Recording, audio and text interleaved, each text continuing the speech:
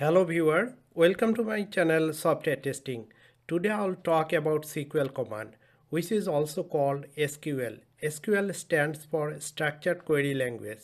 SQL is a standard domain-specific programming language used to manage and interact with relational database. It is the primary language for defining database structure, storing, manipulating, and retrieving data in systems like Microsoft SQL Server, MySQL, and so on.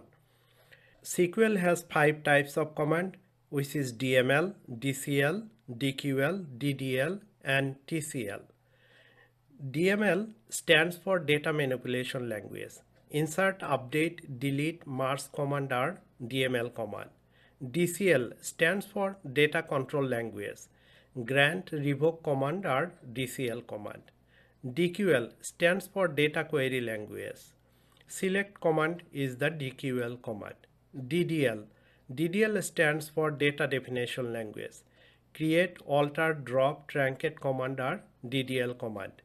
TCL. Transaction Control Language. Commit and rollback command is TCL command.